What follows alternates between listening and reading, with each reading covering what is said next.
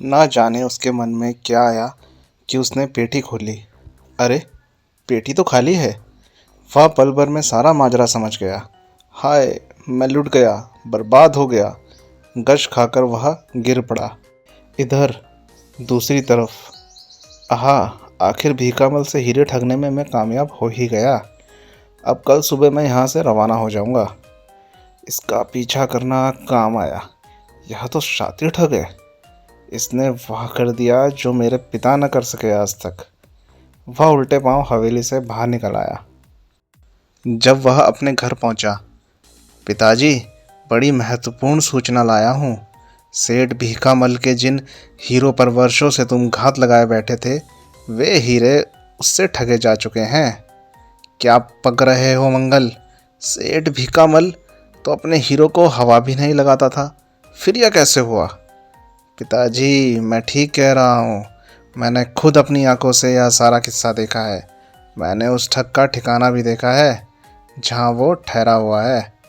मंगल ने सारी बात हिम्मत सिंह से कही। सारी बात जान। ओह, जिस काम को हिम्मत सिंह नहीं कर सका, उस काम को उस ठग ने कैसे इतनी आसानी से कर डाला। मैं उस ठग से वे हीरे ठग कर ही रहूँगा। मुझे उसका ठिकाना बता मंगल। चलिए मेरे साथ। मंगल ने उसे वह स्थान दिखाया। इसी हवेली में ठहरा है पिताजी। इस हवेली में घुसना तो बड़ा मुश्किल है। हिम्मत सिंह अपने निश्चय पर दृढ़ था। हीरे चुराने के लिए वह अपने घर से ठीक रात 11:15 निकला। वह ठग अब तक गहरी नींद सो गया होगा। हवेली के बाहर रुक उसने थैले से कीले और हथौड़ी निकाली। 12 बजते ही जब समय के घंटे बजने प्रारंभ होंगे, तब मैं भी अपना काम प्रारंभ कर दूंगा। 12 बजे जब पहला घंटा बजा, हर घंटे की आवाज़ के साथ उसने 12 कीले गाड़ दी। उन कीलों पर चढ़कर वह हवेली की ऊंची दीवार पर चढ़ गया। और जब वह कमरे में गया जहाँ चतुर सिंह सोया पड़ा था, यह तो बड़ा ही उस्ताद ठग है।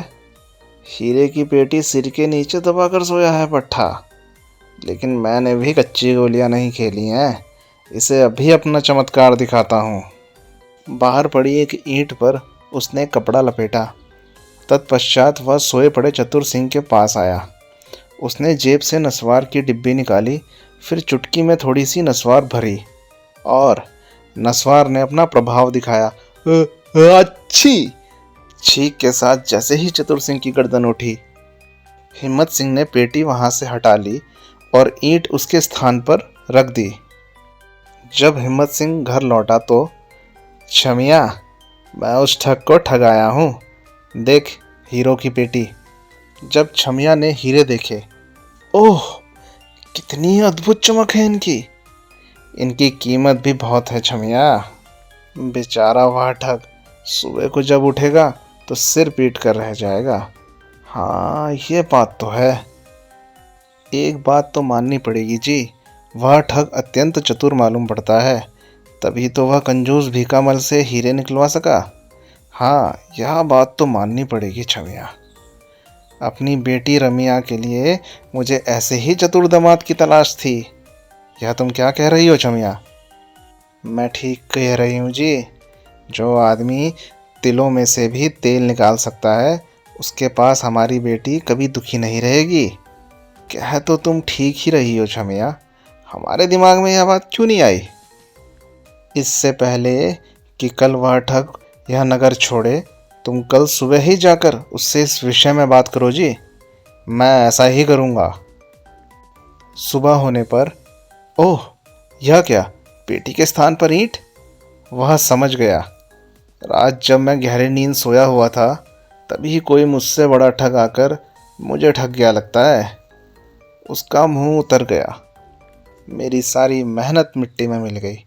अब खाली हाथ घर लौटकर माँ को क्या मुंह दिखाऊंगा भला? उसी समय, क्या मैं अंदर आ सकता हूँ? कौन है आप? मैं इस नगर का प्रसिद्ध जोहरी हूँ। मुझे पता चला है कि तुम्हारे पास बेशकीमती हीरे हैं। मैं उन्हें खरीदना चाहता हूँ। चतुर सिंह की समझ में नहीं आया कि वह उसे क्या जवाब दे। निराश सवाह हिम्मत सिंह से बोला, लेकिन वे हीरे तो मैं कल ही बेच चुका हूँ। किस भाव से बेचे आपने वह हीरे? जिस भाव लाया था उसी भाव बेच दिया। यह क्या बात हुई भला? ना नफ़ा ना नुकसान, जिस भाव खरीदे उसी भाव क्यों बेच दिया आपने? क्या बताऊं, कभी कभी ना चाहते हुए भी अनचाहा करना पड़ता है। यह सुन हिम्मत सिंह से और न रहा गया। वह ठाका मारकर हंस पड़ा। आप इस तरह हंस क्यों रहे हैं?